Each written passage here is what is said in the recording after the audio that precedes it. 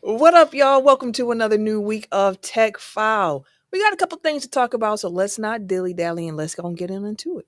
Hit him hard, let's go. That T-E-C-K, running back like where's my replay? Got it all in the mix, no DJs. Said it's hard in the game like he damn miscellaneous. Spitting real talk for the entertainment. The podcast that the game up and they get smacked back down like a WrestleMania. Tell them that they better get their nose ready at a home city. You know, get it block even on the low setting. And you know we keep saying so we never gotta get tight than everybody else. Cause you get ready. Ain't nobody else doing this like I. Better keep them cameras and microphones hot, cause this one's a vibe. Gotta run this race with my tribe. I going live with the pie. Do it like there's no tomorrow. Came to my ear later. Shout out to my point guard. We about to hit them hard. Got them throwing in the tap. Tell the red blow the whistle. This is Technical File.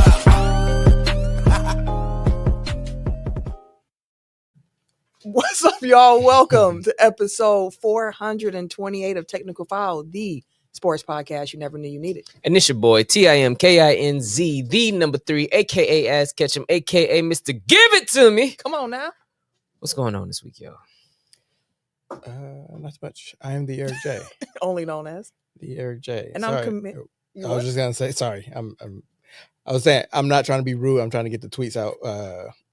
So that's why I'm not looking up. But yes, I'm here. Eric J. What up? I'm Camille, point guard of the crew with Latifah Lockhart, the girl next door, holding it down for all the women who love sports. K Harris, the gentleman, is not with us this week. He's having too much fun on his birthday trip. Big fun. Big fun in LA. Big fun in LA. I got some questions for this man when he comes back. I got some questions. I mean, you already asked the question. He didn't answer. That's why I was waiting for him to be here tonight so I could really ask the questions to his face. Maybe that's why. He couldn't avoid them. This man is avoiding me at this point. Even after you acknowledge, like, oh yeah, you ain't answered the question. You're like, which also let me say, without saying too much, the fact that y'all did not see what I saw is crazy. That's what my response was initially. Just women. That wasn't what I was looking for. I was expecting it all. It was right there. Hey, that wasn't what I was looking for. Expecting it all. I pay attention to what I'm instructed to pay attention to. I don't look for other exactly. Anyways, y'all, make sure you follow us on the various social media platforms that we have at Technical File, TECKNICAL FOUL on Twitter, Instagram, TikTok, and Blue Sky. Technical File Podcast, all spelled out with the podcast added on it, to the Facebook and the YouTube. On the YouTube side of things, make sure you subscribe, like up the videos, drop some comments. We got some folks in the live comments right now. Who was the Tech File fan of the week right here, dude? Oh, Shailin. It's Shailin. What's up? The man behind our theme song. What's going on, fam? Yeah, we can't see the comments, dude.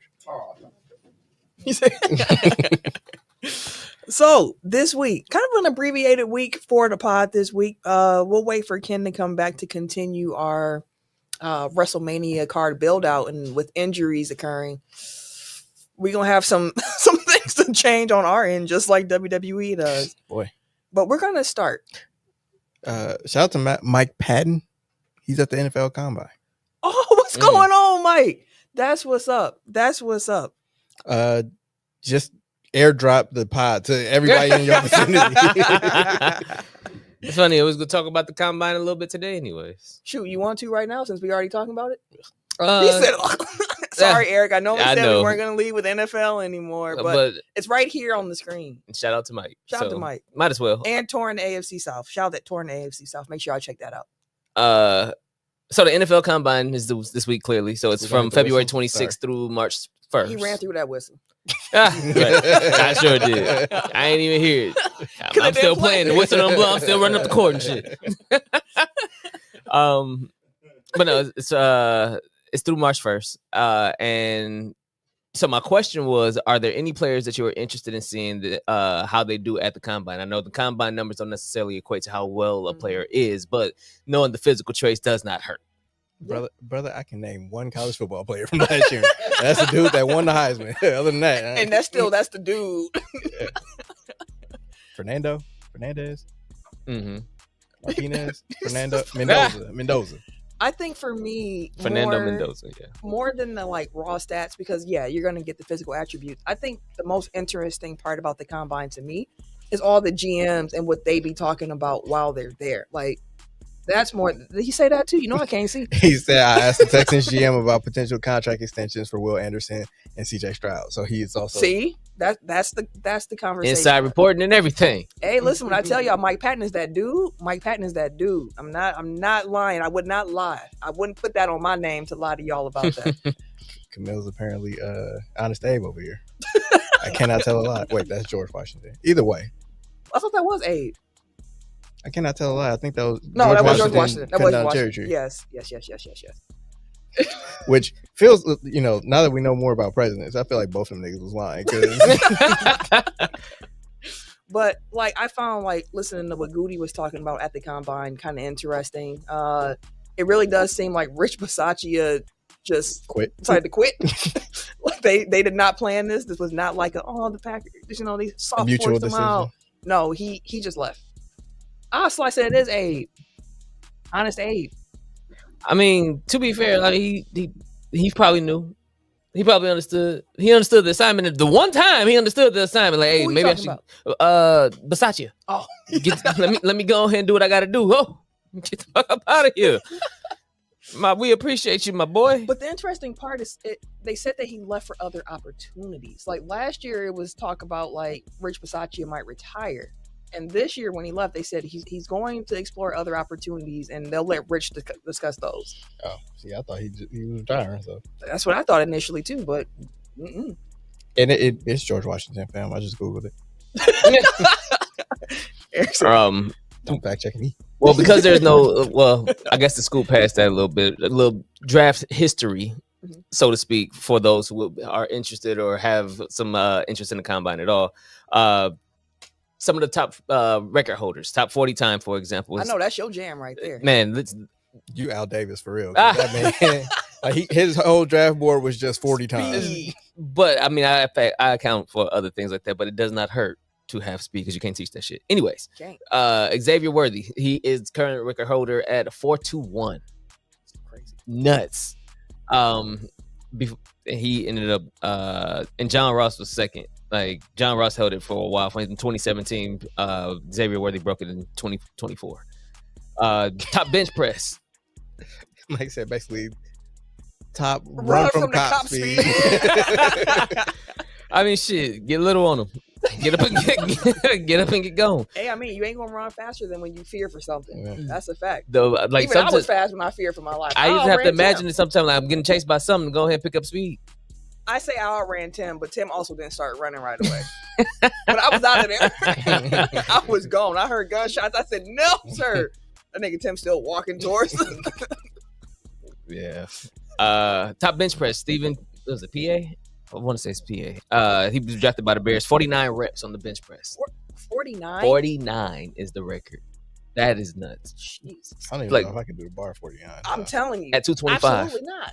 It's 225. 49 times. It's crazy. First, I would just get crushed.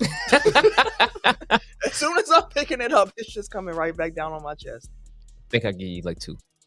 2 what? With just the bar? No, for 225. I think I give you maybe 1. Me? Camille? I said me. All of the same. I just told you I can't. I think I give you like get 1. Off me strength. This is top bench press. For sure. For sure. Like that's how you kick out the pin.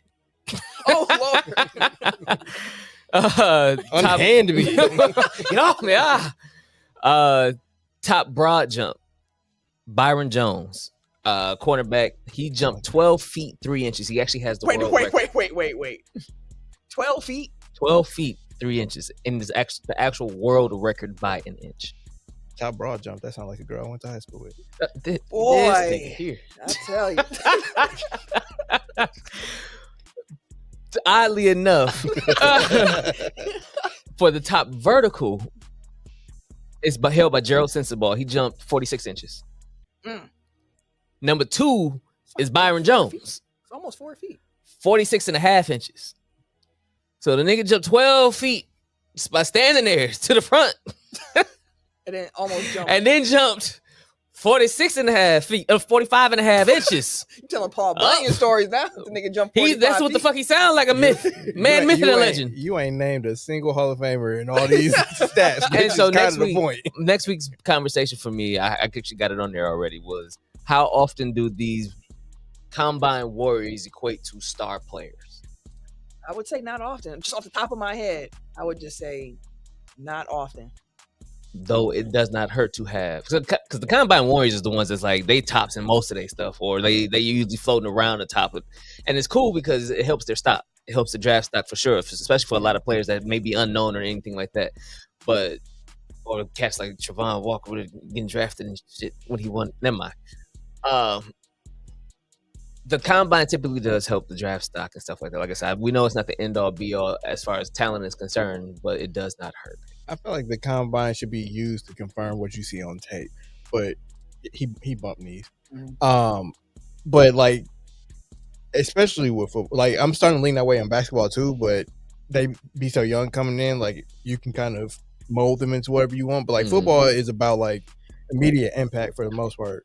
Say for maybe quarterback, like some of those you want to let sit and learn. But for the most part, it's like you come in as a finished product. So it's like if you didn't flash on tape in college, like I don't care how fast your 40 is, I don't care how high your jump is, like I needed to show up on the field. Right. It should help you decide between two guys. It's like, okay, I got an All-American here and an All-American here. This guy's a 4.2, this guy's a 4.4. Like, okay, I might go with the 4.2, but like it shouldn't be just like, oh damn, his profile is great. It shouldn't be the Al Davis approach. He got 99 athletic ability. Let's number 2 in the draft. No, because that's going to show up on the field. If it's actually like if it's going to show up in the NFL, it would have shown up on the college field. Yes, that's fair. That's fair. Shaolin said that I got a bad knee. The only jump I know is a crisscross record. I've always wanted to see what my vertical was, but at the same time, I didn't. Why? Like, because I knew I could jump for my size, but I also didn't want, like, because it's for my size. You like, I might be like, damn, I could get off the ground. They'd be like, 18 inches. Like, what the fuck? Like, shit like that. Good comparison, but I won't. But But I mean, like I said, for me, I can always, to this day, because, well, everybody think they 10 inches in their mind until you actually measure, and then it's like, right, and then actually doing the shit. Yeah. So I tested it last year. I could still grab rim. So I'm hoping this year I'm still can. And if that's the case, I could get up there and grab whatever the fuck the regulation rim is. You saying it that way? Sorry, Tom. Eric's comment made me think of a Lil Zane lyric that has always just stood in my head because I remember hearing him being like, "Wait, what? Never mind. It's not important. I'm not gonna go down this route." If you know Lil Zane records, maybe you can just guess what I'm talking about. But that's a real deep cut. I don't know how many people know Lil Zane lyrics. Mike also added that the vertical jump is the Superman record because they flying. And that one GM or coach today may or may not have said running the fastest time does not matter. I Am Water added, very rarely do the guys who do these amazing feats in the combines transfer to the court or the field. Some guys jump higher in game, but combine numbers read otherwise. Some guys are stronger in actual combat than the straight test of strength, which absolutely. Like the biggest marker for that is Jerry Rice ran a 4.740. Oh yeah. Yep. And stayed open. Why the fuck open? Like, because his route running was impeccable. And if he wasn't open, he had the hands to go and get it. And like he has speed to run away from you. Like it's just it may not translate from track speed. Yeah. All right. Well, that's the combine. I'll probably tune in to see some of it, just to have it on in the background for a little bit of background noise. It's homework music. Homework music. All right, now let's get to the NBA because there was a conversation that Eric brought up, I think like 2 weeks ago, that he wanted to have on the show, but we haven't had it yet. And then more things have continued to happen, which now makes this the perfect time to finally talk about tanking. Yeah. This started around the time that the Jazz and the Pacers got fined for competitive advantage, whatever. And like this is a conversation that has been going on for years. Like tanking has always been something that the NBA has tried to curb. The whole reason we have a draft lottery is because teams were nakedly tanking for Hakeem Olajuwon back in the day. So again, like, that gives you an idea of how long this has been a thing, because more than any other sport, one player can make a world of difference in basketball. And their careers last so long. Like, I I can't attribute it to somebody, but somebody recently had a quote from an NBA owner that said this year's number one pick could be worth $100 million. So there's nothing you can really do to to eliminate tanking completely, because that changes the right player changes your fortunes in an instant. Mhm. It's like, if we have a shot at that guy, I say short of $100 million fine, there's nothing you can do that will make me not want to go for it, essentially. So like, I think overarchingly we need to think about it that way, but I think there are ways to kind of make it not as bad as it's gotten. And I think a lot of the fixes that they've implemented over the years have kind of had unintended consequences. So that's something that they also need to think about as they bring up tanking reform, essentially.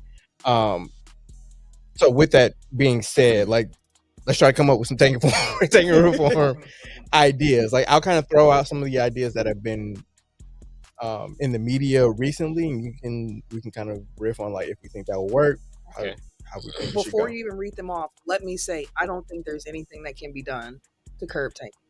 And I get what the NBA is upset about, where they're like, we want to reward the teams that are bad because they bad, not bad because you decided to not play people who could actually help you win a game. They want it to be like pure, like you just actually suck, not you tip the scales to suck more. Like, we know you're not good, but you ain't this bad either. So we want you to go out here and compete. But I don't know if there's any way to actually do that, because as you said, it's just you get too much if you get that right guy in the building. So I just want to say that before we hear anything. Let's see. Maybe my mind gets changed during this conversation. I don't think there's anything they can do to actually curb it. And I'll also say real quick, maybe not do anything right now while teams are still adjusting to a whole new CBA that also is having unintended effects on how people are building teams. Maybe we don't just keep changing things while people are trying to figure stuff out. Just an idea. Yeah, because really what it comes down to is like, people are always like, this is one of the most competitive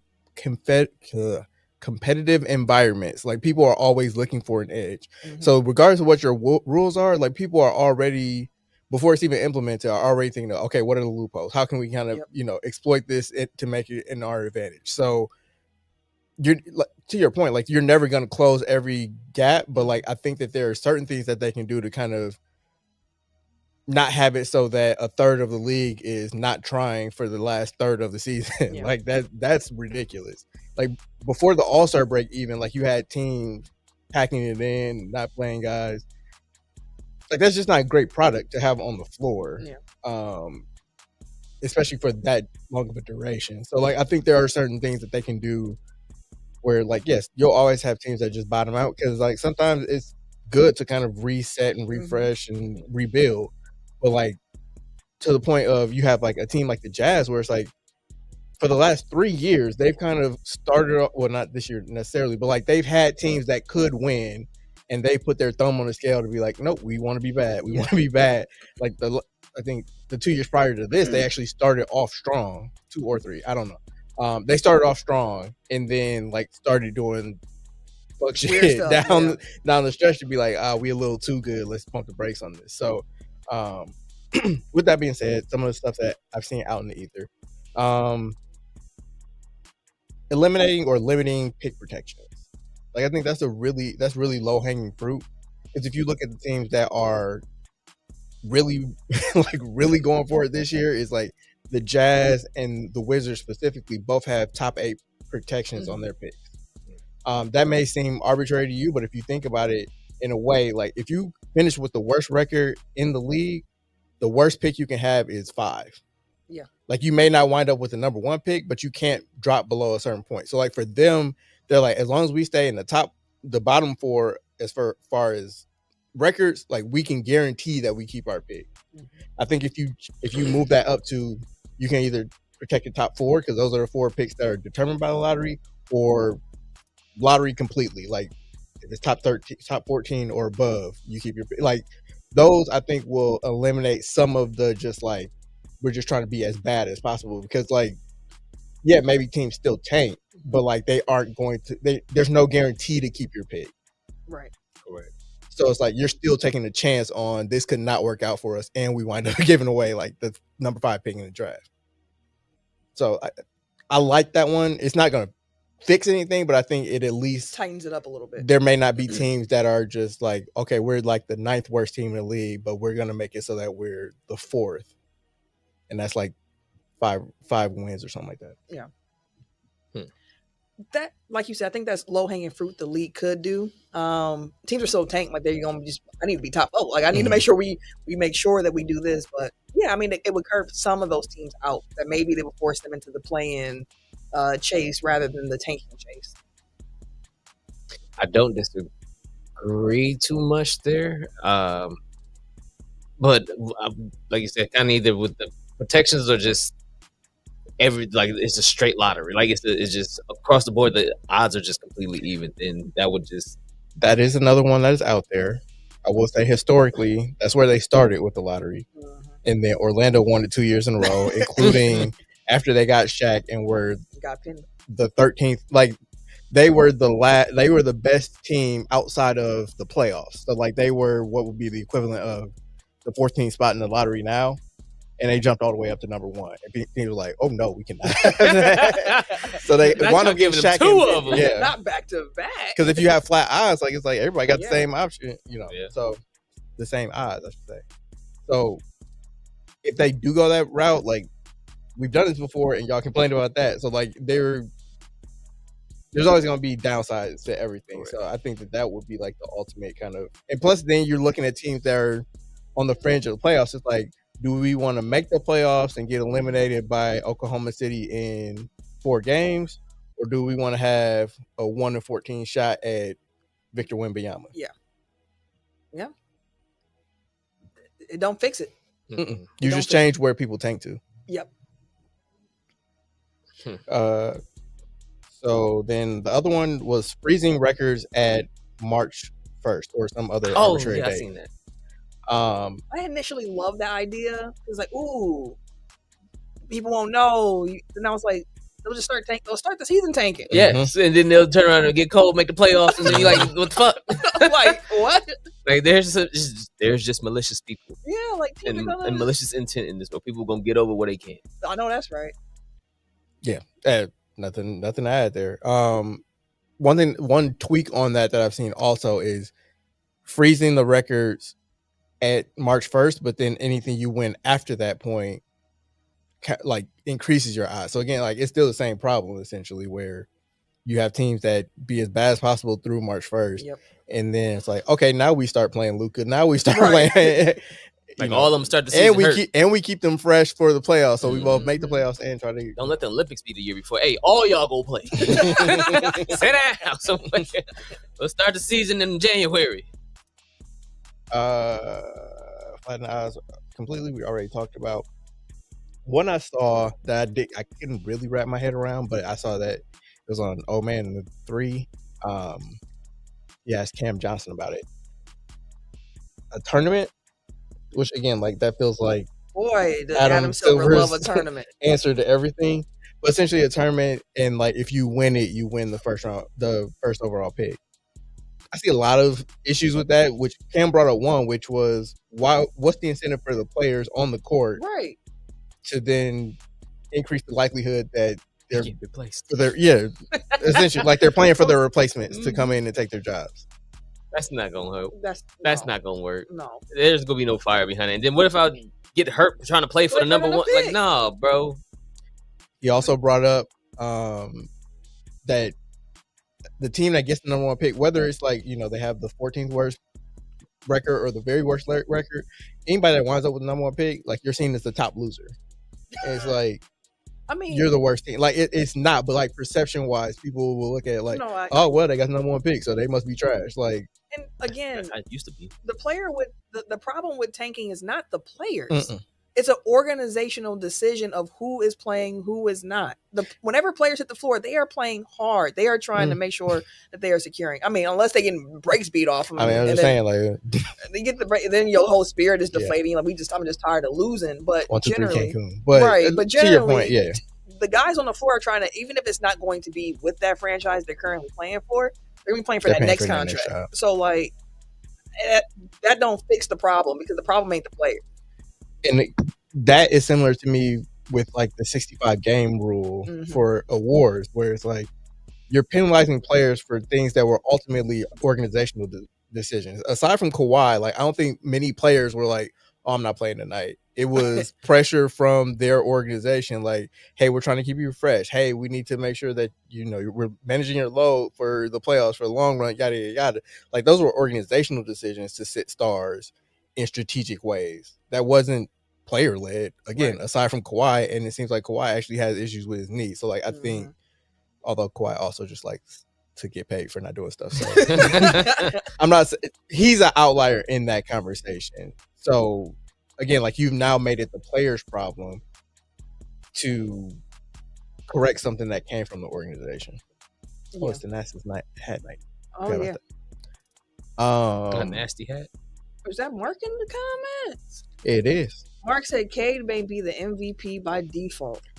Yeah. I think that's your. Camille's going to talk about that a little bit later. No, I was talking about KD. I threw it out there for someone else to take. I don't know if anybody else took the MVP conversation, but the interesting thing about Cade, just real quick, even if, I shouldn't say even if, because if, SG, like these guys are healthy, then the conversation's different. But like with how often these guys have been on the court, Cade should have already been one of those dudes who people are giving real serious consideration to, regardless of what else, like the rule itself, just because of what has been happening on the floor. How often he's been available in comparison to other guys, the Detroit Pistons, what they're doing this season. So it might be by default, but also wouldn't be one of those ones if things continue as is, where it's like, dang, he just got that by like it. Like if he gets it, it'll be deserved. Like Cade has been hooping. Yes, but also. Every other contender essentially was eliminated because of, again, the arbitrary 65 game rule that was implemented to curb load management. Which you could still say, like, is that even working? Like, I don't think so. I don't know. Like, because clearly people ain't playing 65 games, so like, it's not doing anything to really deter that. So those were the things that are kind of like within the realm of possibility of really happening. There are also been some ones that are like a little bit more thinking outside the box, which have less likelihood of implementation. But we can run through them really quick. The wheel, I don't know if you're familiar with it, like Zach Lowe talked about like a decade ago, essentially where you do away with the lottery, the draft order is predetermined for like 30 years, where it's like, in this year you're picking number 1, this year you're picking number 14, this year you're picking, and it evenly distributes it so that, like the year after you get number 1, you're drafted number 30, and then the year after that you get like a top half of the draft, and then the year after that you're bottom. So like it keeps it so like everybody has. I don't like it, but like that's the idea, is that each year like there's a wheel and like you just click it one thing over and then that determines the draft order. No, because then what if that year fall on the NBA champ? Yeah. And then they turn around and get the number 1 pick the next year? Yeah. Which brings up a point. Like that's one of the things that I think is lost when like people have these conversations. It's like they're just trying to fix the immediate problem, which is tanking. But it's like the draft was implemented to be an even dispersal of talent. So it's not about like. To be fair, that has actually worked to an extent, yes. Because teams are sitting here trying to juice up their own eyes. Right, they trying to figure out how to get one player. Yeah. Like, because you're really doing all of this for one player. Guy. It's not like you getting 3, 4 in the same draft. Like but then other teams don't. Sorry. That was one of the ones that are actually within the realm of possibility, is banning being able to like stack high draft picks. So like whether that means like if you get the number 1 pick, you can't get like a top 5 pick the next year or something like that, or you can't have top 4 picks in successive years or something like that, where it's like you can't be like the Spurs where they picked like 1, 4, 2, and 3 in back-to-back drafts and wound up with an embarrassment of riches. Right. It's like, okay, you get one shot at like a high draft pick and then you're capped at 5 or whatever it is. So in that wheel exercise, if everybody's ticking down a notch, say I won the draft, I won the year that I'm supposed to pick number 1 next year, so I'm picking number 2 that year. No.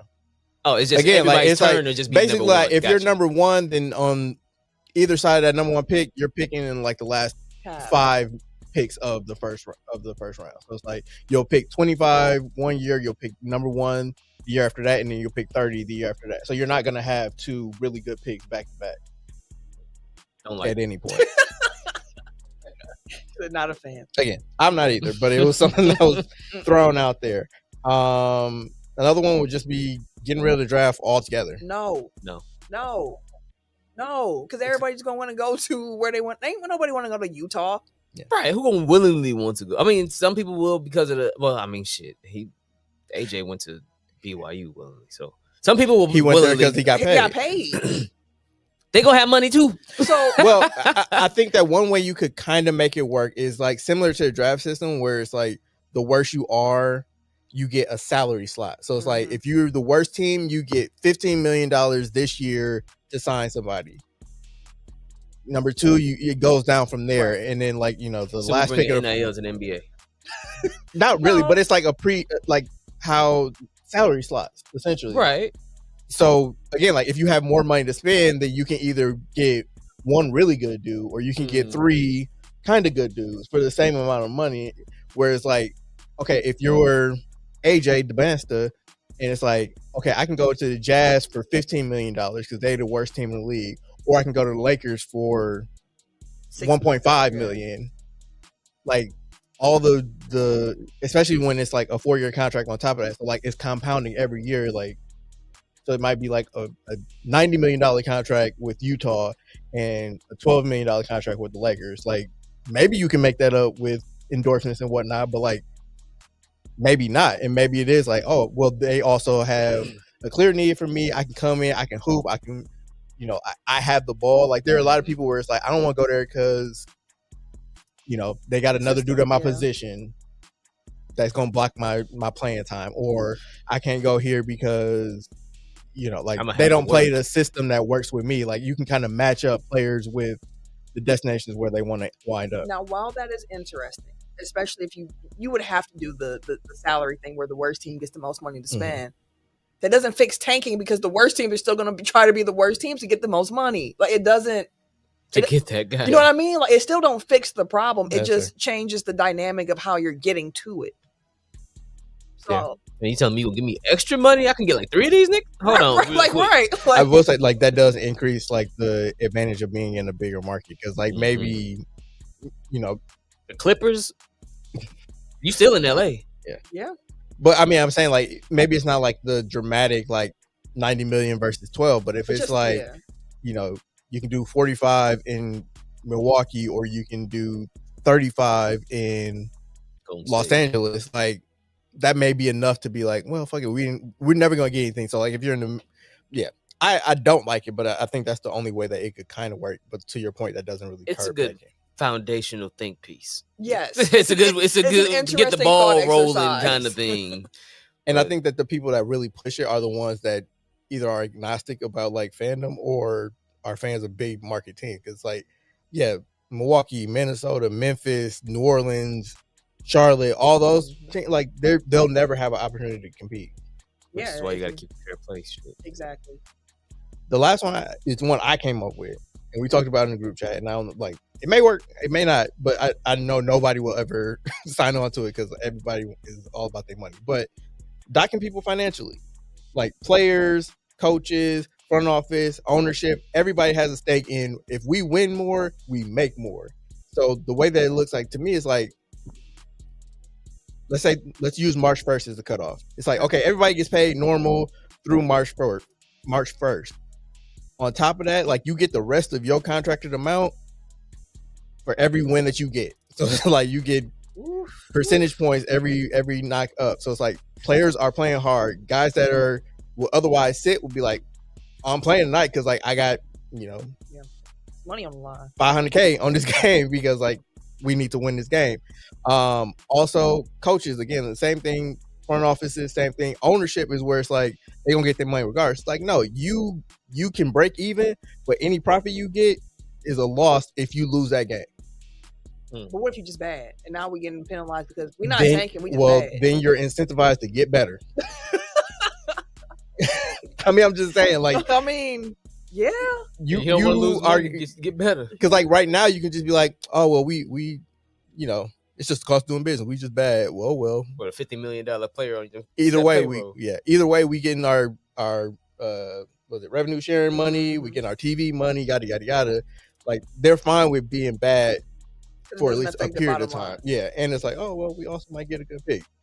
Like now, it's like, oh no, we we can't be bad for long. We have to go for it because we want to make this money. That's if it's docking organizational folks too, like that's where it comes in at. Like the players, again, most time I don't blame them for all of this. I blame the organization. So, but also like that then in turn incentivizes players to apply pressure from their end. It's like, imagine telling Giannis down the stretch like, oh, we're gonna tank.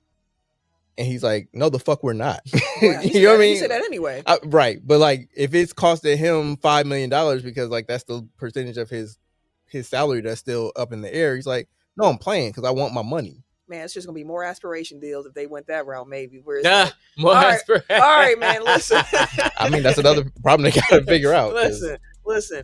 We gonna do this tanking thing, but we gonna make you whole on the side over here. We got you. We are billionaires owning these teams. I would say again, like penalizing players for things that are organizational. Like apparently they're ready to come down with the hammer on that whole aspiration thing. And it sounds like it's gonna be just on Kawhi head. Yeah. Which he for sure he deserves to be penalized because it seems like his camp was the one pushing it.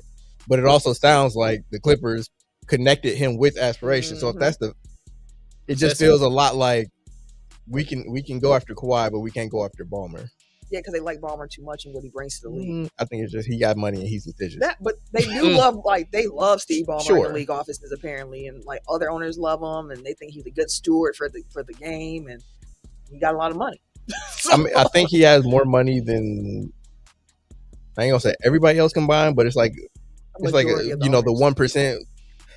The top 1% makes as much money as like the bottom 90% or whatever. Like I think the same thing applies to NBA owners. Mark added draft points. So when eliminated, winning gives you points. Whoever has the most points at the end of the season gets number one. But it doesn't fix tanking though, because teams are still going to just be bad. You know, like that's the whole thing with the conversation. Like it's cool to go through the thought exercise of like, well, what could you change about the way the process works? But ultimately, you're trying to curb the problem, which is we want to reward bad teams because they're bad, not bad teams because they pulled the levers to make themselves worse. And I don't know if there's anything you can do to make that be the reality where teams are just straight up playing everybody and then the worst teams get like. I don't think there's a silver bullet. Like there isn't one magical thing that's going to just end tanking, whole stop. Yeah. But I think that there are things that you can do to make it, because it feels like it. I'm one of those people that I don't really think tank is a problem. Like previously, tanking is a problem, but I think the teams have gotten so sophisticated in the way that they do it to where it's like, okay, the Wizards trading for two guys that are like kind of injured, but they have no intention of playing this year. Like I think the Raptors did it last year with BI, where it's like you just get a guy that's talented that could help you in the immediate and probably is healthy at least with a month and a half left in the season. But you're like, you know what? Take your time. Like that is competitively unfair. I think the Jazz just giving everybody surgeries. Like they really gonna everybody. I tweeted yesterday they gonna start giving dudes PTOs for BBLs and hair transplants because like it's a nation, like they fixing Nurkic's deviated septum. Like that type of Jaren Jackson, they acquired him with no intention of playing him for the rest of the season. Like he played like 2 games before he got taken. I mean, he played, but he played 2 games, and they took him out at the beginning of the 4th quarter so that they would lose intentionally. Like that, that's the type of tanking that I think they need to address. If it's just like we're gonna rip this thing down to the studs and be an actual bad team for a little bit, like if there is anything as an ethical tank, like I think the Spurs were a good ethical tank. They traded away their good players to get more draft picks to give time to younger guys, and then they hit it big. But like I don't think that just being a team that would be otherwise at least mediocre and just make them as bad as possible so that you can keep your pick and try to get a top 2, top 3 pick. that's the type of stuff that they really need to come down on. So like I understand throwing dropping the hammer on Utah. Yeah, and people I've seen people being like, the NBA is so hypocritical for finding us for I'm like, come on now. Y'all doing stuff that other people ain't done. Like Come on you now. are really being Come on egregious now. with it. Come on now. So like, I think that type of stuff needs to be eliminated. Like, yeah, you're always gonna have bad teams. Like that's just the nature of like it's a 0-sum game. Like somebody gotta win, somebody gotta lose. But come on now, like yeah, tanking when you see it. Yeah. And to that, just it made me think about I don't remember. I just lost that thought that quick. It came and then it left that quick. But dang. Yeah, I ain't got nothing else on tanking, I guess. Defeated. Oh, I have one last thing though. And it really came to me watching San Antonio and Detroit last night. What a good game. Great game. Wouldn't mind seeing 7 of it in June. But they're both young teams with basically built around guys that are either just coming off their rookie deal or are on their rookie deal. Similar to Oklahoma City last year, where Shea's on the second deal, but J-Dub, Chet, first deal, still on their first deal. Like these are teams that are younger, doing more because they're not exploiting, but like they're taking advantage of having guys on cheaper contracts. Like they've done so much at the top end of it, where it's like, okay, we don't want super teams built through free agency or just like buying championships. So now you've made it so punitive to assemble talent. Like you have to build young. It's kind of like in the NFL where you have a quarterback on a rookie deal. Like that's when you load up at the other positions and you really go for it, because once you have to pay that quarterback, like you don't have enough money to build a real team around them otherwise. It's funny that you mentioned them because I was reading about them and the apron earlier. Them who? The Thunder. Okay. And like you said, they had the extensions for Williams and Chet, but they don't kick in until later. And then Shea's new deal don't kick in until like 2027. So eventually the bill will come due. But like, yeah, they're actually in a good position for the next 2 to 3 years before they really have to make like hard decisions. They have 13 first round picks, 15 second round picks over the next 7 years. So the only decisions like they really have to make, because they got Jared McCain on the rookie deal, Nikola Topic on the rookie deal, and Thomas Sorber on top of played yet. Correct. And then they still have Isaiah Joe, Wiggins, Jalen Williams, and Mitchell. Keyshawn Wallace is still on a rookie deal. Correct. He's a top 10 pick. So they're unlike most of the other teams because they're still projected to be like 24 million in the second apron, next year. But because they already signed their big three, so to speak, and they still have a plethora of first round picks and young players on contract, so all they could do is just get rid of the one. So the only decisions they really got to make this year is Hardenstein, Lou Dort, and Kendrick Williams. And that's the thing and about the Wallace. Thunder that I think people keep missing. Like, well, they can't pay everybody, and it's like, well, they got their core paid. Yeah. And they got enough draft picks to just keep rotating in that. They just got to make sure they keep hitting on them draft picks. I'll say they've been built very smartly, but also they've been hella lucky just with the way that things have kind of changed like throughout their rebuild. Like they were bad at the right time. They were smart about like how they built. And now they're at a point where it's like, okay, well, we're locked in with our 3 guys, where it's like other teams can't acquire a third guy, but we got him already because like we were down at the right time. Like other teams, like look at the Bucks. Like a couple years ago, they were starting to build their team. Like they're just like, well, we're just gonna spend into the luxury tax. We'll just take the financial hit, and then they changed the whole structure of the league. And it's like that's just not. It's not tenable anymore. Yeah. And it's like they got the rug pulled out from under them when they had already been pot committed with picks and money. And it's like, what? This may be part of helping with tank. Short-sighted, it does not look like it, because they're still doing it today, like actively, aggressively tanking. But long term, if the NBA and that second apron is so scary, and you, I think that something that I saw, they thinking about putting a provision in where if you were in the something about like where you are on the apron wise, that you also will get penalized from your draft pick for the following year too. The repeater tax, Right. They can free and freeze picks and all that stuff.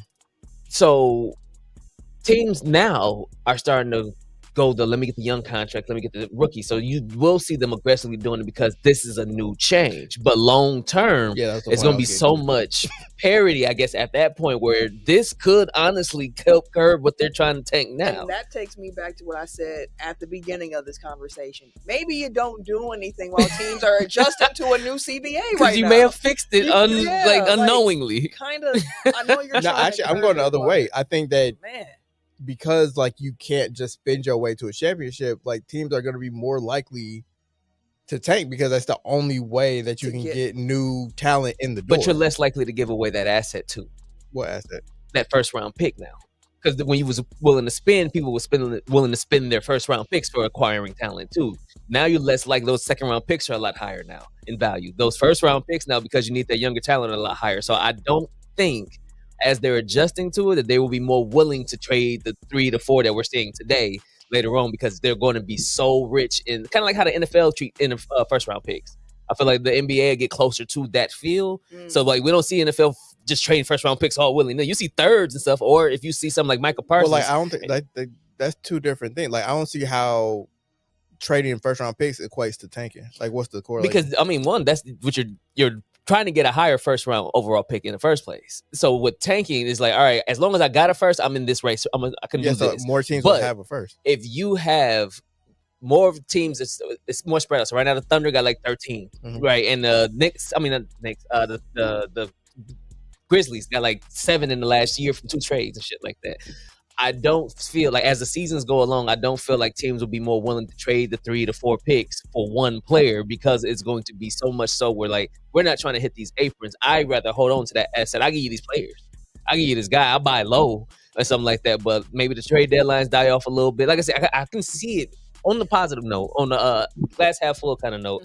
I can see it getting closer to where the assets are more valuable, like how the NFL treats trades. They don't trade all willy-nilly all the time. If they do, it's kind of lower level. It's kind of like a player for player, but it's not too many picks. Whereas I'm not understanding the correlation between like trading, because like if you're tanking, you're not trading away your pick already anyway. So I think he's talking about just team building as a whole right now, because like under the old rules and whatnot, have these draft picks because we're trying to compile as many superstars on this team as we possibly can right now. But the value of the picks are higher now because you can't stack talent the same way you did before, where you actually going to need the young rookie contracts on your team. So I think that's more teams will be filled with more rookie contracts as we go along, as opposed to the higher ones. So they'll be less likely to trade the asset of a first just so they can keep rookie contracts on the payroll, kind of like the Thunder. No, I get so that. You'll be less likely to tank because everybody will start having more of the contracts that they're looking for, the more talent that they're looking for. So I don't think that there'll be more teams. I feel like that'll more bites at the apple, so to speak, still. So the tanking aspect, I feel like, but tanking is about making your own draft pick worse. Correct. So you can have a higher value on that pick. I'm just saying, like, as the years go along and teams acquire more talent, it's not necessarily about trading that. Like, if you get a top 5 pick, you then trade it. But it's more so like we want a top 5 pick so we can pick the player. I know where we disconnected, but I can't find a way to bridge that. I do too. I'm trying to find a way to bridge that, but I don't know if we can do it right now. We'll move on. I'm not understood. Because I kind of get what Tim is saying, because team building is happening in a different way now. But I think that makes them more likely to tank if they have their own picks. Yes, I think because like the Bucks can't tank right now because they don't have their own picks. Correct. So like, yes, if they would have not traded those picks, they would be tanking right now because like they would have no reason not to necessarily. I see what you're saying. Right. Yeah. Today. That's why I keep saying they may have inadvertently fixed that for later. But like I said, to bridge that gap, I can't do it right now. But we probably will, before we go, we'll be on the same page. At least we'll have an understanding of where we both at. So what I want to talk about basketball wise was around the announcement that Kevin Durant made of, I'm putting my hat into the race for the 2028 Olympics. I don't know what y'all was talking about, saying this is the last dance. Last dance for who? Not me. Because if I'm still hooping, I want to play in the Olympics. And he said, I don't want to be given the spot just because of who I am. I want to make sure I'm still in the spot where I'm hooping and I actually earn the spot. We'll see if that happens. I think KD will be 40. like 39-40 by the time the 2028 Olympics roll around, which sounds crazy to think about a 40-year-old Kevin Durant, but we're almost there. We are almost there at that point in his career. But more interestingly to me, what he said was that he doesn't like the talk around American basketball right now. I mean, he was one of the guys too during All-Stars saying like, y'all keep talking about we don't play hard, but y'all ain't pointing to the world players who don't play hard. And he had a very valid point. And that played out in full effect at the All-Star Did it game on cue. with Luka and Joker just sitting on the bench, not caring about nothing that this game had to offer. But Durant said that, quote, I just don't like to talk around the USA versus European style of how you approach the game. All I hear is AAU is destroying the game. The Euros do it right while the Americans do it wrong. It's a lot of BS with that. I can read between the lines on that. It's a shot at Black Americans. We're controlling the sport, and they're tired of us controlling the sport. France is coming for you. Really? We smacked them boys. End quote. Smack them boys is a little... If I remember correctly, Steph Curry had to go on a heater to win that game. Yeah, smack's a little strong of the language, but... If Steph doesn't go Super Saiyan, like, I don't think... Wait, didn't they beat them twice in the Olympics? If we talking about the gold medal game, like, that was close until the end. I don't know if it was another game. I thought they played France twice. It wasn't France twice, but it was another game along the way where it was close. I can't remember which country that was. Was it Canada? No, they ain't. No, it might have been Jokic in them. Was it Serbia? Can you go back and watch Olympic games? I think you can. I think it's on Peacock. I looked on. I did not. It's going now because I know they had a whole Olympic section. Yeah, but it's more. I think it's only winter focused. Yeah. And I want to go back and just watch the run from the last Olympic team, and not just men and women.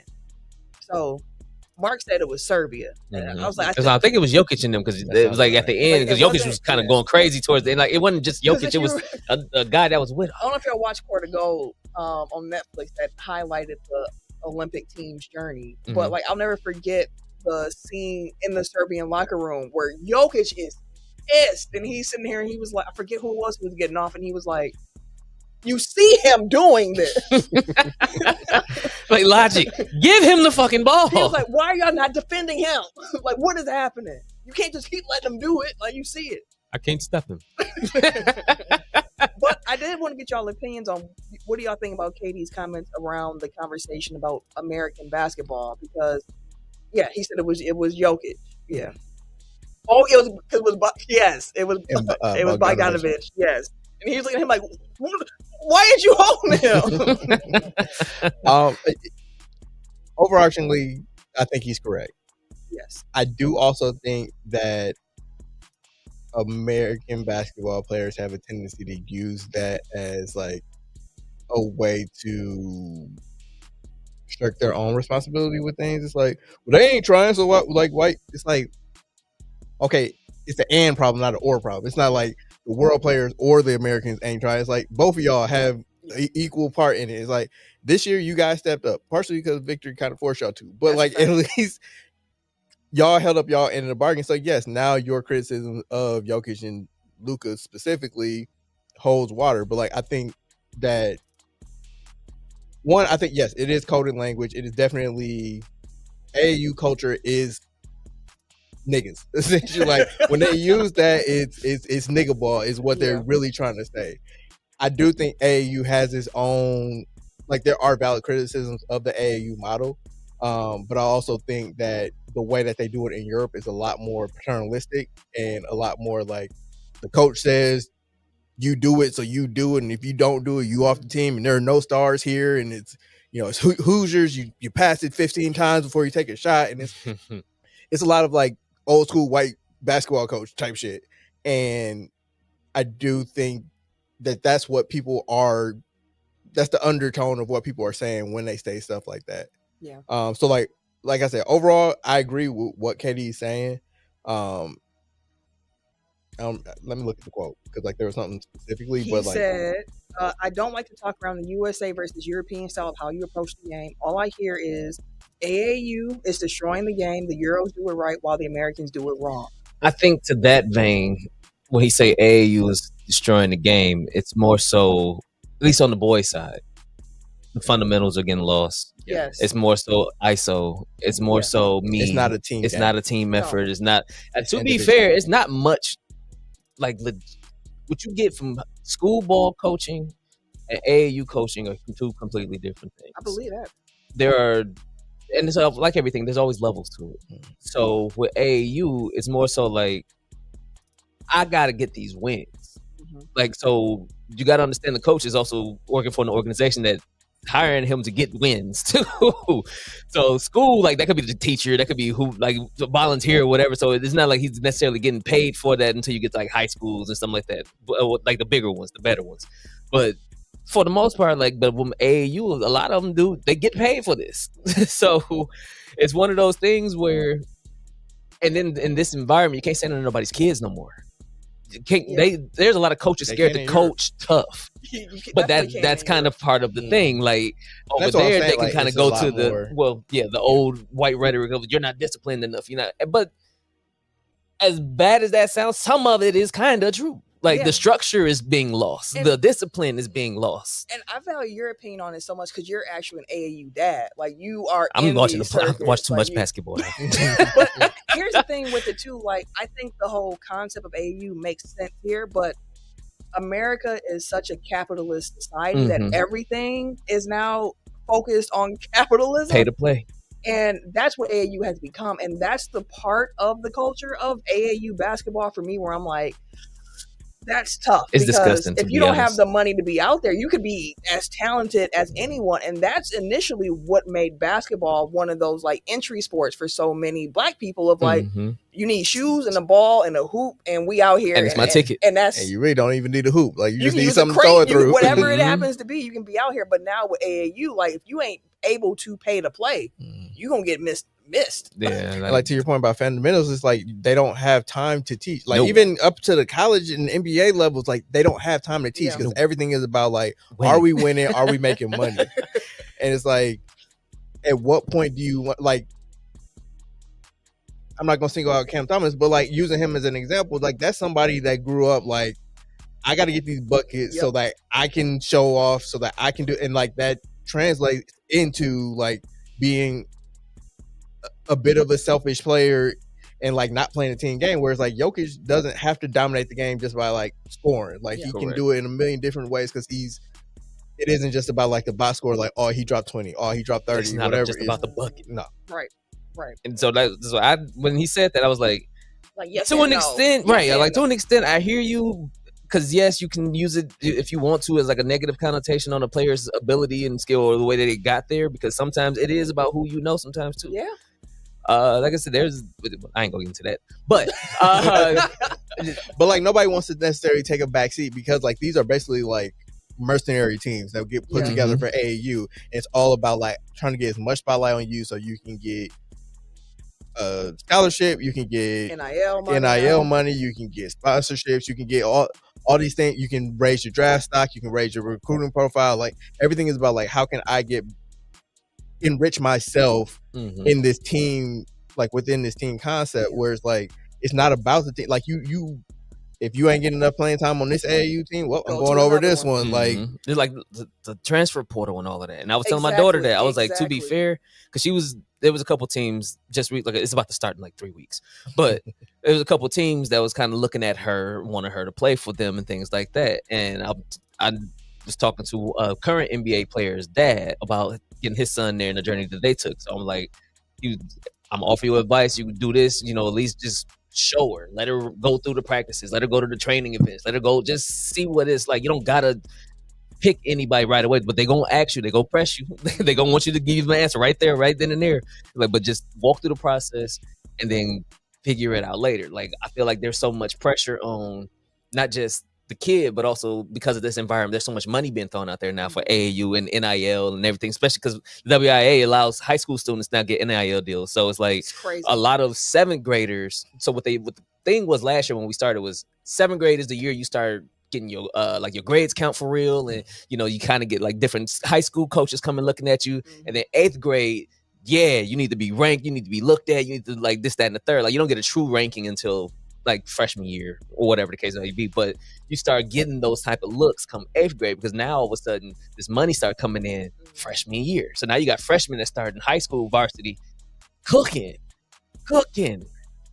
And you got other colleges and stuff like that because the girls get. That's what I said. The boy side, I hear you. The girls side, because what tends to happen, I've seen it with my girls, and is one of those that it don't click until you see it. You understand it, but you don't see, you get it. So they played in an all boys league, and what boy, yeah. They was playing in an all boys league, and what boys tend to do is they try to, if they underestimate you, they'll joke around, they'll play. Yes. And then when they start losing, they start playing for real. Most dudes don't have the talent to switch it off and on to play for real, no matter most levels. So what boys tend to do is get aggressive. They get physical. They don't necessarily turn that into skill, and all of a sudden they pushing, they bumping, they grabbing. They want to block all aggressive and stuff like that. For the girls, they're learning fundamental because they don't have the same athleticism as the boys. So I got to get my footwork right. I got to make sure it's kissing off the glass just the right way. I'm working on my left consistently and right consistently. I can tell you, there's so many girls that can finish with their left with ease that I ain't even see half the boys be able to, like, because they literally work on it. So all of the fundamental pieces on the girls' side, I'm like, I love watching the video. Even talking to some NCAA refs recently. They were like, I do college. I'm getting ready to go to March Madness. He was like, but I prefer to watch the girls' side, high school through middle school, because there's so much of the game that's lost on the boys' side that is still here with the girls because they have to learn it. Yeah, my uncle does officiating. He greatly prefers the girls. Yeah, it's a cleaner game. It's a smarter game. Like the girls' IQ, like watching the girls is dope, bro. Like, because it's really good basketball consistently. And it's like with the boys, it's like, okay, you're gonna have somebody that's good, but most of the time they want to use their athleticism to get by. So then the NBA has turned into a flash and dance game where it's just a bunch of athletic motherfuckers shooting threes, where the actual skill players kind of got lost. I hear you on all that. Like, I definitely see that. Triple T added in the comments, money is the reason that AAU is suffering. And then he also added that NCAA women's basketball and WNBA is so enjoyable because of the beautiful basketball that's played, to the point that Tim is making here about the focus on the fundamental side of the game. Like, yes, I do think that some of the shots about AAU is black coded, and everything tends to be black coded. We're being honest in America. We know how that goes. But I do think that there's also some honest critiques that can be made about the system, how players are being trained, so on and so forth. And I also don't think it's crazy how many people are pointing like, hey, the world is catching up. It is a global sport. Like, what the Dream Team played through is so much different than what we just saw our most recent Olympic team play through. And that wasn't even just on the men's side. The women had to also, like, it's a global sport. It's just, we're in a different place than we were 30 years ago as a sport. I think they're catching, like, I do think that, to his point, it's a little overstated because of how close they're catching of how close they are. Yeah, that's fair. That's fair. I will say, I think having Victor be on a French team, that's going to be a problem for the next 10 years. That man's finna get 250 in the summer. Well, because, like, if you look, like, Giannis is individually great, but the rest of the Greek squad, like, Thanasis might be the second best player on Greek. He's not. But, like, that's the level of player that we're talking about. But it's France? Like, but even France and Serbia, where it's like you have a superstar, and you also have, like, the rest of the team is made up of NBA players. Yep. Like, they're not quite Canada. yet. Yeah. They're not quite yet at a point where it's like they're all stars like Team USA is. But, like, it is at least like you have one guy, and, like, again, this is kind of to the AAU versus European structure.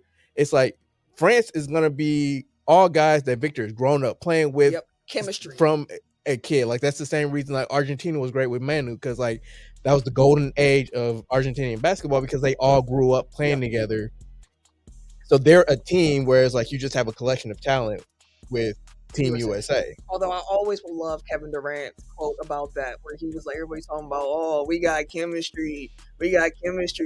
What you gonna do when Steph Curry is just shooting a 35-footer on you? That quote still makes me laugh because I was just like, I mean, and that's what ended up happening. I mean, you got Ant as a new kind of star, Cade maybe, but, like, you ain't got no Steph Currys in the pipeline. You don't have a LeBron James or Kevin Durant in the pipeline necessarily. So, like, how many got Coop? They do got Coop. But They do got cool. they got a Wimby. You know what I mean? They got a Wimby. Like they got a Hulk. Like you can't just like bank. Like I think Team USA has a deeper talent pool To for pull sure to pull from. But like I think that there is some value in this is our squad. Like we know it's Wembanyama, Star, Risha Shea, Johnson, like whoever it is from France. Like they have like half of the lottery was French players last year. Yeah. Mhm.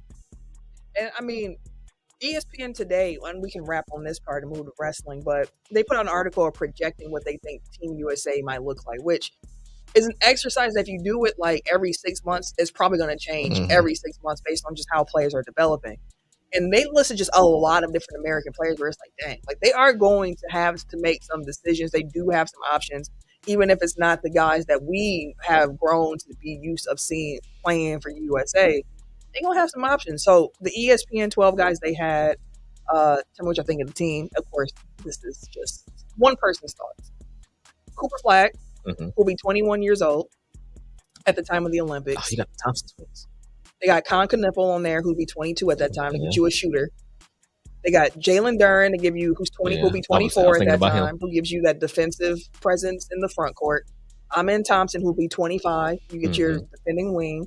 Scotty Barnes, who'll be 26, another big wing that you can throw out there to defend. Cade Cunningham, who'll be 26. You get a big point guard who can also defend. They'll be strong. You got Anthony Edwards, who's also 26 at that time. You'll have Chet Holmgren, who's 26. Jalen Williams, of course, assuming he continues to heal from this wrist injury that he's currently suffering through, will be 27. Tyrese Halliburton, who'll be 28. Bam Adebayo and Jason Tatum, who will both be 30. And then they said top perimeter replacement be Devin Booker. Top big man replacement could be Evan Mobley. So, like... Wait, how old would Book be then? I think 31 or 32 by that point. Depending on if he keep playing the way he playing, Jalen Johnson might be on that list later. I'm not sure. I mean, again, it can change. I was like, pending if he keeps playing the way he's playing, like he could possibly. Wings, like I don't know if you take him over Scotty and Amen and J Dub. I think Stephen Castle might have passed Amen Thompson. Hey, listen. Castle Cole. Castle Cole. I've been watching a few more Spurs games. I'm like, like the thing is like with both Thompson twins, like they can't shoot. Yeah. And like it's really become a problem for them. And like Castle ain't a great shooter, but he's at least willing to do it. And Castle want to punch on everybody. He just want to dunk on niggas. He's trying to get to that rim every time, every single time. So he don't. I had to add him to my list. Add him to my list of young guys I enjoy watching play basketball. But yeah, Olympic basketball. I can't wait for the 2028 Olympics. That basketball run is going to be one for the ages. Let's just hope the administration doesn't ruin the Olympics. Or the world. Because it is in LA. Yeah, that's fair. Or the world.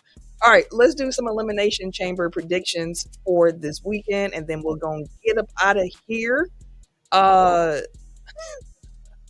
We'll continue our WrestleMania build when we have the full crew in tow here. So, 4 matches on the card. Becky Lynch versus AJ Lee for the Intercontinental title. Who you got? Oh, we a clean sweep. We got AJ Lee. Let's light it up. For sure. Let's light it up. CM Punk versus Finn Balor for the World Heavyweight title. Another clean sweep. CM Punk. Yeah, I would like for Finn to get a shot, but they building the WrestleMania right now. They're not going to take it off. That's the tough part of things where it's like, we know, like, we'll say this every year, and then one year they'll pull the trigger. But like, you're not about to ruin CM Punk and Roman Reigns WrestleMania main event for somebody. Like, people love Finn, but like it ain't like he's like, Sami Zayn a couple years ago, where it's like that actually would have been a good time to maybe pull the trigger. But the only way that makes sense is if they plan to have a shot title change and then CM Punk gets it back before WrestleMania. But then that kind of ruins the whole build. Exactly. So yeah, CM Punk winning that match. The men's elimination chamber match: Randy Orton, LA Knight, Cody Rhodes, Devon Evans, Trick Williams, Jey Uso, all the faces, and Trick Williams, who's just over. Cooking niggas. Just over. when that man says Sami Zayn breath smelling like 10 pounds of bounced out ass, like I text y'all, but it's like I hate making a comparison, but it's so apt. Like that's a Rock promo if I've ever heard one, and like he has the charisma to pull it off. Yeah, it took me a minute to decide on the men's, and it don't feel real quick on Trick, but it don't feel like he's being the Rock. No, it feel like he's being his own Trick person. Williams. Mhm. It's just evocative of the Rock. Tricky Willie. Trick Willie. He me and Sam always laugh because we talk about like the locker room in the back, and we was like, dog, it's probably like nuts back there. Like it's just a bunch of fit young athletes. It's probably just everybody just swapping everything back. That's how it's there and always shit. been. So he came, and then we always said that, but you know, so every now and then somebody might maybe insinuated, but it ain't like, oh no, niggas running through everything in the back. I mean, look how many of them are married now. Right. But yeah, again, in the window, like, you know, but Trick actually came out was like, no, you know, back on at the performance and, you know, Love Island. I was like, yeah, my nigga, we can imagine. That's the same reason why the Olympic Village always runs out of condoms. Yep. They ran out of them this year. 10,000 condoms gone. It'll always happen. Because again, you in the environment where everybody in the best shape of their damn life, and they on the same shit and same type of time you on, in the same environment that y'all here on. Like motherfuckers, like, all right, cool, we here now. What's up? Yeah. But shout out to Trick Williams, always making sure to big up Lash Legend. We always talk about his fiance, and I love that. I would love for Trick to win this, but we all seem in alignment and thinking that it's going to be Cody Rhodes who wins the Elimination Chamber match. If it's not Cody, is there anyone else you can see winning? Trick. I was stuck on Randy Orton for a while. I get that. Because Randy's gonna put on a Mania match. He's gonna be on the card. He gonna put on some, and then him versus Drew. I think him and Drew had beef before. I'm sure. But yeah, I can see it being Randy because Randy's still a big name. I know everybody on the internet is ready for the Cody Randy feud, just cause you know whatever they faction was coming up. Oh, Legacy, yes. With Ted DiBiase Jr. They just feel like there's a story there to tell, and it's like they both faces and both very open. Like they had a story with Cena. Well, if Aleister Black has his way, Randy ain't gonna be a face too much longer. Aleister Black, he be in the background, just you want to punt somebody. One of the voices in his you want to go back to your old ways, and Randy be like, "Leave me alone." And it's like you want to punt somebody. I know he's still in there. Come on out. I think I said this when he came back. I'm like, I think Randy's past the point where he can be like a heel, big heel, because people just love him. People love him too much. Like he's reached that John Cena stage where it's like, we love you, dog. The women's elimination chamber match: Tiffany Stratton, Rhea Ripley, Alexa Bliss, is it Kiana James, Raquel Rodriguez? Am I missing somebody? 1, 2, 3, 4, 5. That's only 5. Who's the 6th person I'm missing? Is Io in it? No, Io didn't make it. Let me just double check something real quick. But I do think it's Rhea, because the way I was looking at it was like, who pairs up best to go up against Jade at WrestleMania? And I'm like, I was thinking like, dang it, I would like to kind of see, knowing that it feels like Bianca Belair ain't going to be back no time soon because she's just started being able to lift her finger up. Yeah, she just had surgery. Yeah, so it don't feel like Bianca's going to be back. But I would kind of... No. What is Asuka? Who's the other one? I would be interested in a Charlotte Flair Jade match, but she ain't part of the picture. So I'm gonna go with Rhea Ripley. So to that point, I try to read the tea leaves, like try to see like who they pitting against each other, who they doing, because like they got to build out stuff for like the promo package. So they always have people do like stare downs, even when they ain't necessarily interacting with each other. Just so it's like, okay, we got that in the can, so we can use it for something. So like they have had a number of stare downs. Not recently, but like they did have one recently. Charlotte and Jade. So many. I'm like, I kind of want to see it. Yeah. And also it's like I feel like they're kind of trying to build up the women's tag team titles. So having Rhea and Io be like the star power in that match, along with, we talked about it before, but like the Bella Twins and all the different women's tag teams, I think they'll keep that as it is. Like I do think that Jade Rhea is a money match, but I don't think it's necessarily right now. What I could see is Raquel winning the chamber, and then like, well, just as she then chooses to insert herself into the other picture, Liv in whatever her name is, Stephanie Vaquer. Oh, yeah, Stephanie. So then that opens it up so that Charlotte can then be the person against Jade. Maybe it's too convoluted, but I think that Rhea and Io lose their titles. Is it Raw? They on Raw, right? SmackDown, Sure. whichever show they on. Because I know they're gonna defend their titles against Lash and Nia Jax. I thought they did that, right? They're gonna because the match was ended without a winner. Oh, I don't watch SmackDown to see the They results. just end up brawling. It was actually a really fun match. Okay. I think it is SmackDown, and they're gonna. I know they're on SmackDown. They're gonna have a title match, and I was like, if they lose the title match, lose their titles, and now you can free up Rhea to just go back into the main championship picture. Also, Triple H loves Io, so he would need something for her to He do. loves Rhea too. He does. I mean, I'm just saying, like, that just like Takes her out of Io without a dance something partner. to do. That's true. Tim, you were also a Rhea selection for this one too, I believe. Yeah, another one that I was kind of sitting on because I was thinking Tiffany for a while, and it was just mainly because that would be her chance to get her belt back from the person who took it. I like, but cold boogers on the plate. the Jade ain't. I don't think she's had one title defense. She's She had, like, she had one, literally. like one. The Buff girl, Jordan Grace. Oh, that's right. Jordan Grace. That's it.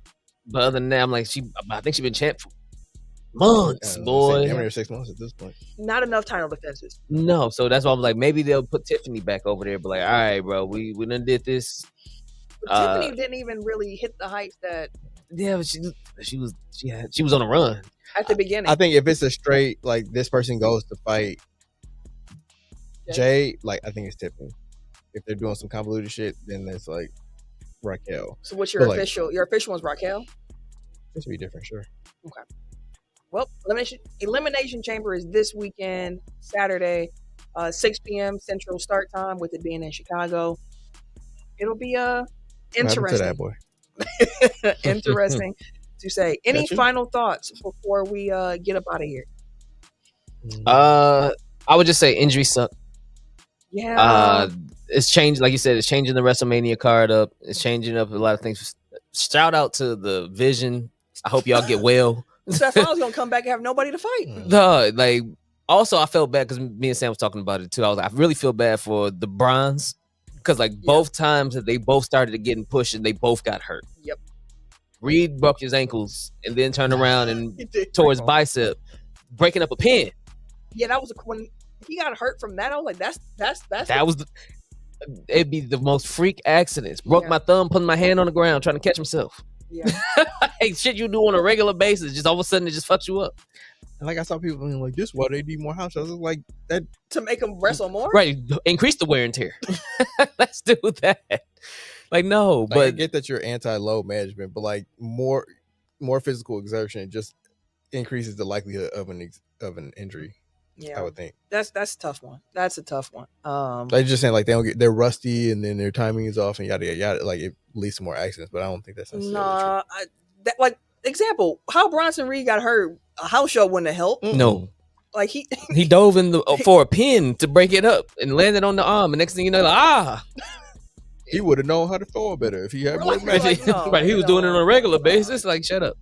But, yeah, I'm curious to see how that continues to change WrestleMania plans going forward and just plans period. Like I feel like a torn bicep, you're gonna be out for a while. Yeah. Sometime. And then even the hernia. Like what was is that what Braun Breaker's? Braun's hernia. And then Seth was the shoulder.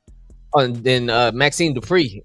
I thought she was I'm watching the match. I thought that was K-Fob. No, she was out cold. Oh, that was real? That was real. She got a real concussion.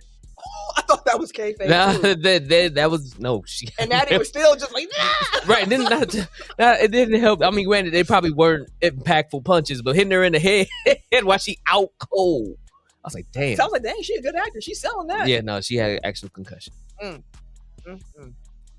don't understand the Natty thing. Yeah, that was gonna be my thing for the week, but I was like, I'm gonna leave that alone. Not even like the gimmick. It's just like I get that she's wrestling, not even wrestling royalty. Like she's just the daughter of a wrestler, but it's like she keep a job. A conspiracy theory is that she got a lifetime contract because of the accident with Owen. That's one real conspiracy. That's one of those conspiracy theories that like those who are associated with the Hearts and everything like that. But she happens to have maybe. I think part of it is because like when you hear all the women wrestlers talk about her, it's like, oh my god, Natty, she's helped me so much. She does like she's Big basically mentor. like a trainer at this point. But it's like, okay, she can do all that back. Like I don't understand why she has to keep being like there. I haven't been interested in her since she was like a tag team partner of Beth Phoenix, which was like That's ages ago. 12 years ago, probably at this point. It's just like there's nothing there, and they keep trying to do stuff with her, and it's just. I'm gonna give her a chance, see what this is talking about. This is like a different version of, which honestly, to me, it feels like what they're doing with Natty now is just like they looked at Naomi and they were like, okay, so Naomi got off when we let her just kind of be a real heel and just be a menace. What if we do this with Natalya? This could work too. She giving me Ronda and Baszler. Like, except she don't have any MMA. Right, like that. Nah, but she did like she was doing like the Raw Underground stuff, and that's where that persona came from. But still, like you said, like it's not doing it for me now. But we'll see. Well, maybe they shifted niggas to the back for far less. Maybe it grows. Maybe it grows. But that'll do it for the show this week. We're gonna get up out of here. As a reminder, make sure you are following Technical Foul on all the socials at Technical Foul, TECKNICALFOUL on Twitter, Instagram, TikTok, and Blue Sky. Technical Foul Podcast on Facebook and YouTube. Appreciate everybody who came through and supported the show live. Y'all can be that as well. We record every Tuesday evening on our YouTube live. Come be part of the show. And if you want to follow me, you can catch me. Wait a minute. On Twitter, Instagram, Blue Sky at Camille Monet, CAMILLEMONAE. Also, Locked on Bucks, just about every day of the week at this point. Locked on NBA, the Tuesday show recapping Monday games, and every Monday on the Pack a Day podcast on the audio side of things. So check that out. Yeah, definitely go check out Locked on Bucks because she's doing the Lord's work over there. God knows I don't be feeling like you're watching these games. You got to talk about them. But don't follow me. So yeah, follow me. Follow the pod. Mm-hmm. And it's your boy, TIMKINZ, the number 3, aka Ass Ketchum, aka Mr. Give It To Me. We out this week. Ken, we'll see your ducking ass next week. Or will we? Dun dun dun. He definitely ain't gonna hear this anyway. It don't matter. You say whatever you want about Ken right now. Right. I should cook his ass. Go ahead. No, I ain't gonna cook his ass. He was enjoying his life. So I'm gonna let him be. Tech File. Yeah, let's just play that music. No comment. Hit him hard. Let's Hit him hard. Let's go. Running back like where's my replay? Got it all in the mix, no DJs. Said it's hard in the game like he damn miscellaneous. Spitting real talk for the entertainment. The past I stand the game up and they get smacked back down like a WrestleMania. Tell them that the better get they know ready at a home city. And I'll get it blocked even on the low setting. And you know what you say, so we never gotta get telling everybody else that you get ready. Ain't nobody else doing this like I. Better keep them cameras and microphones hot, cause this one's a vibe. Gotta run this race with my tribe. I going live with the pie. Do it like it's no tomorrow. Came to my ear later. Shout out to my point guard. We about to hit him